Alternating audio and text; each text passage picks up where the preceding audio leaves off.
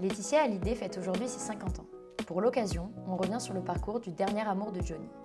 Laetitia Boudou grandit au Cap d'Agde, élevée par son arrière-grand-mère. L'une de ses plus belles histoires d'amour, racontera-t-elle. Après le divorce de ses parents, Laetitia rejoint son père et part s'installer à Miami pour s'occuper de lui. Elle quitte l'école et se lance dans le mannequinat. C'est en 1995, à un dîner organisé par son père et Jean Roch, qu'elle rencontre Johnny, de 32 ans son aîné, venu tourner un clip en Floride.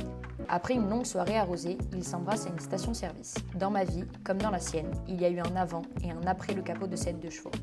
Un an plus tard, Laetitia Boudou, 21 ans, épouse Johnny, 52 ans, et devient Laetitia Smet. Elle restera la 4e et dernière femme du rocker.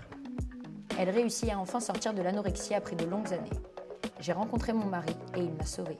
En comprenant ses démons, j'ai guéri les miens. Mais la maladie laisse des traces et Laetitia n'arrive pas à avoir d'enfant biologique. Le couple décide donc de se tourner vers l'adoption. Laetitia et Johnny accueillent en 2004 Jade, puis Joy, 4 ans plus tard, 2 petites filles originaires du Vietnam. Le 5 décembre 2017, Johnny s'éteint à 74 ans, des suites d'un cancer. Leur histoire d'amour aura duré 21 ans. Depuis sa mort, Laetitia a eu plusieurs histoires d'amour, en vain. Je culpabilise d'être heureuse sans Johnny. J'ai l'impression de le tromper. J'ai l'impression qu'il me regarde. Pour les 80 ans de son défunt mari, elle choisit de retracer sa vie à travers une exposition présentée à Bruxelles, puis à Paris, jusqu'en juin dernier.